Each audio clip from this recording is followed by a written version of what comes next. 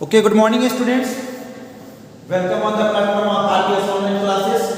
In the previous class हम लोगों ने जो टॉपिक रीड किया था ओम्स लॉ, उसके स्टेटमेंट में जैसा कि कहा गया था कि at the constant temperature the applied voltage is directly proportional to the current.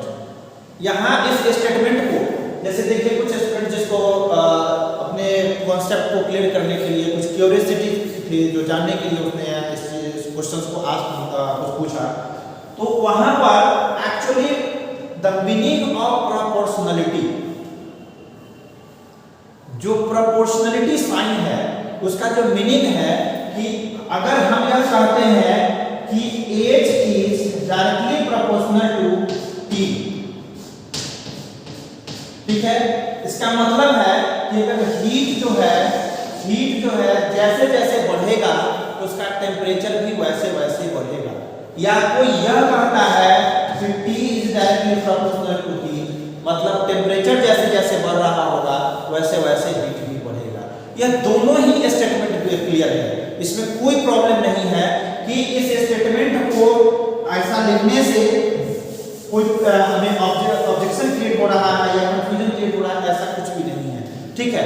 But यहाँ एक चीज हमें समझने के लिए है कि जब हम लोग एक सर्किट समझिए ड्रॉ किए, इस सर्किट से होकर के अगर यहाँ यह वोल्टेज नहीं होता तो क्या यहाँ से करंट आई फ्लो करता? सबसे पहले तो हमें यह पोटेंशियल ड्रॉप, जो पोटेंशियल डिफरेंस जो है वह क्रिएट करना पड़ता है।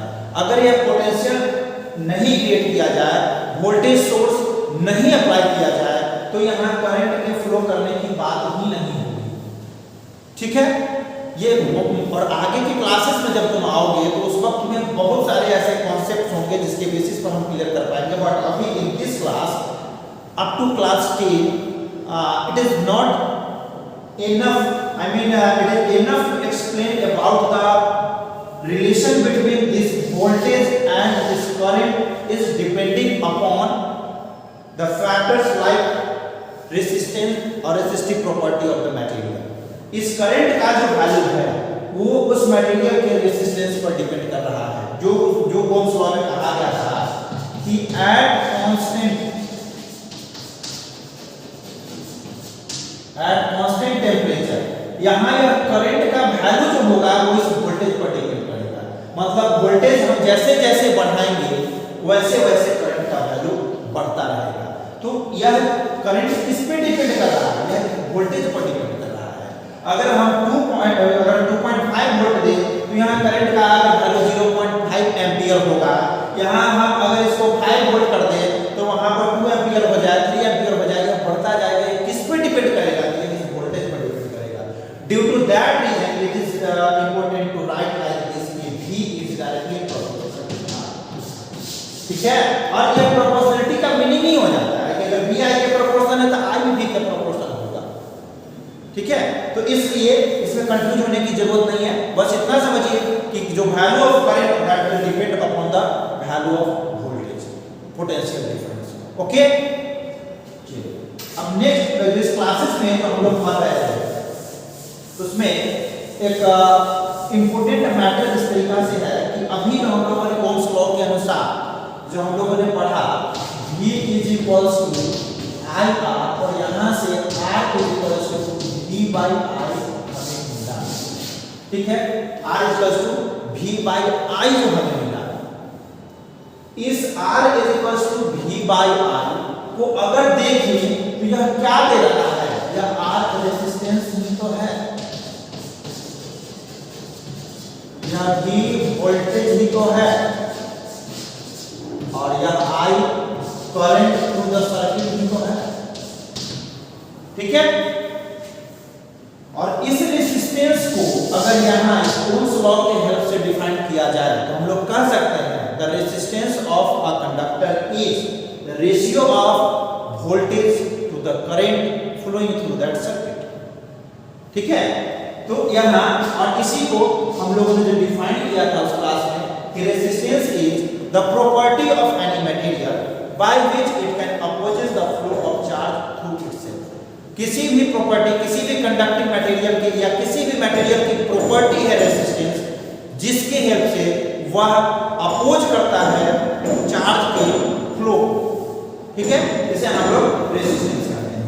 अब इस रेसिस्टेंस का जो डिनोट करते हैं तो R से डिनोट करते हैं, और जो सिंबल है वो सर्किट के सिंबल में देख चुके हैं, इससे रिप्रेजेंट करते हैं और इसे मेजर करते हैं यूनिट OHM ओम, और इस ओम को रिप्रेजेंट करते हैं इस तरीके से, ठीक है।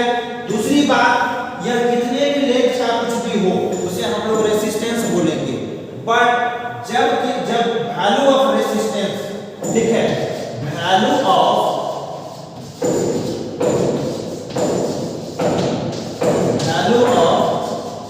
रेसिस्टेंस, ठीक है, value of resistance for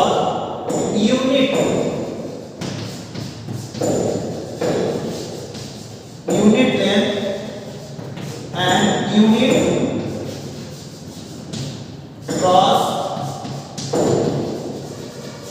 sectional area, किसी भी कंडक्टिंग, जैसे देखो यह एक कंडक्टिंग वायर है, तो इसका यह वाला पार्ट जो देख रहे हैं ये क्रॉस सेक्शन, जिस टाइप का क्रॉस सेक्शन बनता है, इसे हम लोग क्रॉस सेक्शनल एरिया बोलते हैं, ठीक है। तो यह क्रॉस सेक्शनल एरिया अगर यूनिट हो और इसका लेंथ ये वाला भी यूनिट लेंथ का हो, तो उस यूनिट लेंथ और यूनिट क्रॉस सेक्शनल एरिया के मटेरियल का जो रेसिस्टेंस होगा उसे हम लोग रेसिस्टिविटी बोलते हैं। क्लियर है? रेसिस्टेंस मटेरियल के किसी भी लॉन्ग लेंथ का हो सकता है, बट जब किसी भी मटेरियल का लेंथ यूनिट लेंथ, ठीक है, और क्रॉस सेक्शनल एरिया यूनिट हो, तब उसका जो रेसिस्टेंस का वैल्यू होगा उसे हम लोग रेसिस्टिविटी बोलेंगे। यह तुम्हारे बुक के, ठीक है, या तुम्हारे साइंस के बुक में इलेक्ट्रिसिटी चैप्टर में एक पेज पे ना लिस्टेड होगा, जिसमें तुम देखना कि रेसिस्टिविटी का वैल्यू दिया होगा। रेसिस्टिविटी का वैल्यू जहां पॉजिटिव है, मतलब 10 to the power 6, 10 to the power 9, 10 to the power 8, इस सब तरीका का दिया हुआ हो, तो वह ना इंसुलेटर होगा, मतलब उसका रेसिस्टिंग कैपेसिटी बहुत ज्यादा है। वहीं पर जो रेसिस्टिविटी का वैल्यू 10 to the power -4, -3, -5 ऐसा दिया हुआ हो, यह तुम्हें एलॉय का हो सकता है, और जो बहुत ही ज्यादा 10 to the माइनस में 16, 20 इस तरीके का दिया हुआ है उसे ना कंडक्टर, ठीक है। यह रेसिस्टिविटी के लिस्ट के अकॉर्डिंगली तुम किसी भी मटेरियल को जज कर सकते हो कि वह मटेरियल कंडक्टर है, इंसुलेटर है, या एलॉय है, सेमीकंडक्टर है, इस तरीके से, ठीक है। तो यहाँ पर हम लोग इस चीज को समझ सकते हैं कि जब किसी भी मटेरियल का लेंथ यूनिट हो और क्रॉस सेक्शनल एरिया भी यूनिट हो, तो जो उसका रेसिस्टेंस का वैल्यू आएगा उसी को उस मटेरियल का रेसिस्टिविटी बोलेंगे। और किसी भी मटेरियल का रेसिस्टिविटी तब चेंज होगा जब वो मटेरियल ही चेंज कर जाए, ठीक है। इससे पहले जो कि अभी आज की क्लास में जो हम लोग पढ़ रहे हैं ये ऑलरेडी रिपीटेड है। इससे पहले जो फर्स्ट डे तुम्हें वीडियो सेंड किया गया हुआ होगा उस क्लासेस में इन सारी चीजों को हम लोग पढ़े हुए हैं और इस चीज को एक्सप्लेन किए हुए हैं। सो वैसे मैं यहाँ पर उसको रिपीट नहीं कर रहा हूँ, बट लिखने की जहाँ तक बात है उस टॉपिक को, तो वहां से भी हेल्प ले सकते हो, ठीक है। तो देखिए यहाँ पर इस रेसिस्टेंस और रेसिस्टिविटी को क्लियर कर दिया गया कि रेसिस्टेंस क्या है। तो रेसिस्टेंस किसी भी मटेरियल की प्रॉपर्टी है जिसके कारण वह चार्ज के फ्लो का अपोज करता है। और रेसिस्टिविटी क्या है? तो resistivity is the value of resistance of a material whose length is unit, whereas area, I mean cross sectional area, is also unit. Then the value of resistance is termed as resistivity of that material. Okay, आइए अब हम लोग देखते हैं इस resistance का value, resistance का जो वैल्यू है वो किस किस फैक्टर पर डिपेंड करता है।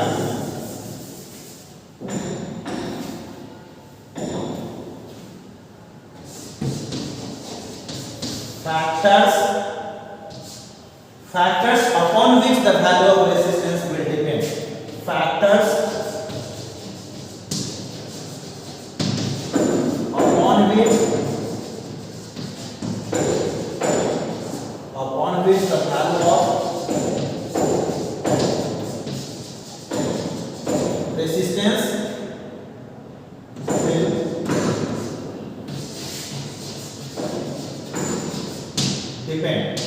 ठीक है, वो सारे फैक्टर्स जिस पे रेजिस्टेंस का वैल्यू डिपेंड करता है।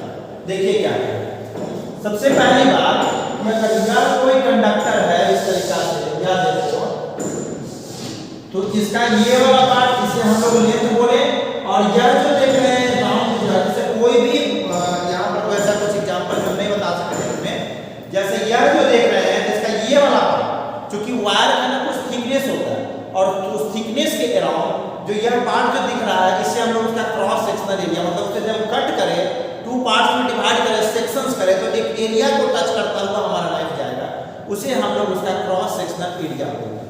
तो ये हुआ उसका क्रॉस सेक्शनल एरिया A, और ये हुआ उसका लेंथ L, ठीक है। तो तुम देखोगे कि जो वैल्यू ऑफ रेजिस्टेंस है, अगर यहाँ यह 5 मीटर का था, और 5 मीटर का जो रेजिस्टेंस है, अगर यह 10 मीटर कर दिया जाए यहाँ से यहाँ, तो किसी भी चार्ज को फ्लो करने में पहले इतना दूर क्रॉस करना पड़ता है, और इसका दुगना लेंथ बढ़ा दिया जाए, तो उस चार्ज को क्रॉस करने के लिए फिर इसका दुगना लेंथ को क्रॉस करना पड़ेगा, मतलब अपोजिट टेंडेंसी, रेजिस्टेंस की टेंडेंसी दुगुना हो जाएगा। इसका मतलब जैसे क्या होता है कि उसके इनसाइड जो एटम्स होते हैं, इनसाइड जो एटम्स होते हैं, उस एटम्स की यह अपोजिट प्रॉपर्टी होती है, और जितने नंबर ऑफ एटम्स बढ़ते चले जाएंगे, उसे फ्लो करने का, अपोज करने का जो नेचर है वह भी बढ़ता चला जाएगा। इसका मतलब है कि रेजिस्टेंस जो है लेंथ के डायरेक्टली प्रोपोर्शनल होता है, ठीक है। जैसे जैसे लेंथ बढ़ेगा वैसे वैसे रेजिस्टेंस उसका बढ़ेगा, और लेंथ घटेगा तो रेजिस्टेंस भी घटेगा, ओके।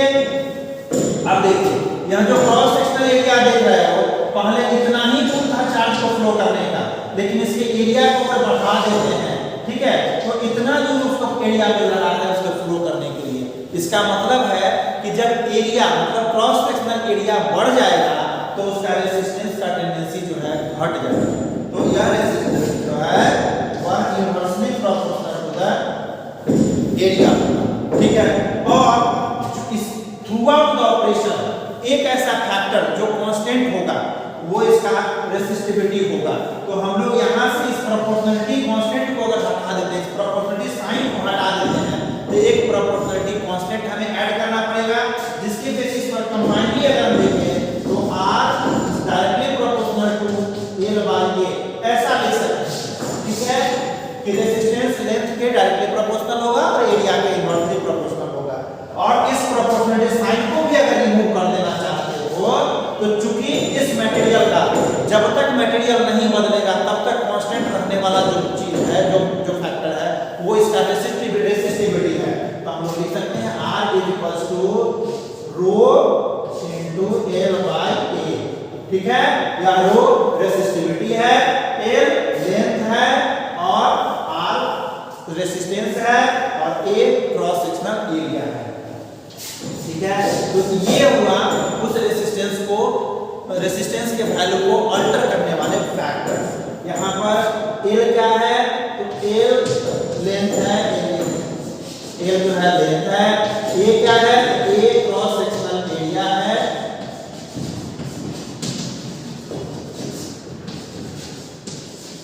क्रॉस सेक्शनल एरिया है, और यह रो जो है इसे हम लोग बोलते हैं रेसिस्टिविटी, ठीक है। तो यहाँ जितने भी फैक्टर्स हम लोग देखे, इस सब पे उस रेसिस्टेंस का, मतलब किसी भी कंडक्टिंग मटेरियल का जो रेसिस्टेंस होगा, इन सभी फैक्टर्स पर डिपेंड करेगा, ठीक है। अब यहाँ पर तुम्हें अगर देखा कहा जाए कि इस रो रेसिस्टिविटी का यूनिट फाइंड आउट करो, ठीक है, फाइंड द यूनिट ऑफ रो, रो का मतलब रेसिस्टिविटी का, इसमें देख भी देता हूं, रेसिस्टिविटी का एक फाइंड आउट कीजिए। देखिए वहां पर क्या है, वहां से हम लोग कर सकते हैं, फाइंड आउट कर सकते हैं कि वहां से देखिए जो R is equals to rho into L by A लिखे हो, यहां आएगा R into A by L is equals to rho, ठीक है। तो रो का क्या रेजिस्टेंस का यूनिट क्या होता है, ओम होता है, एरिया का क्या होता है, मीटर स्क्वायर, लेंथ का क्या होता है, मीटर, मीटर से ये कैंसिल, तो इस रो का यूनिट क्या हो जाएगा, ओम मीटर, ठीक है, इसका यह यूनिट हो जाएगा। तो अभी आज के चैप्टर्स में हम लोगों ने जितना चीज पढ़ा, इसमें रेसिस्टेंस रेसिस्टिविटी में डिफरेंसेस, रेसिस्टेंस किस किस फैक्टर पर डिपेंड करता है, तो रेसिस्टेंस उस कंडक्टर की लेंथ पर डिपेंड करता है, उस कंडक्टर के क्रॉस सेक्शनल एरिया पर डिपेंड करता है। देखिए ऐसे हायर क्लास में आओगे तो चूंकि इस रेसिस्टेंस का वैल्यू जो उसका कंडक्टेंस है वो उसके टेम्परेचर पर भी डिपेंड करता है, बट यहाँ इस चैप्टर्स में हमें ना ओम्स लॉ पढ़ना है, Ohm's law valid till temperature is constant. So हमने यहाँ पर तुम्हें नहीं बताया कि रेसिस्टेंस ना टेम्परेचर पर भी वैलिड करता है, बट फैक्ट ये है कि रेसिस्टेंस का वैल्यू टेम्परेचर पर भी डिपेंड करता है। जो आगे के क्लासेस में पढ़ोगे और उसको कैलकुलेट करना सीखेंगे तो इसको एक अच्छे तरीका से नोट्स कर लेंगे, और नेक्स्ट क्लास में जो हम लोग पढ़ेंगे उसमें इसमें बेस्ड न्यूमेरिकल्स पढ़ेंगे और उसको हम लोग करेंगे। यहाँ पर हम लोग बताएंगे कि न्यूमेरिकल्स पे अप्रोच कैसे करते हैं। Okay, so till today okay, इतने को कंप्लीट करके फिर नेक्स्ट क्लास में मिलते हैं। तब तक के लिए थैंक यू।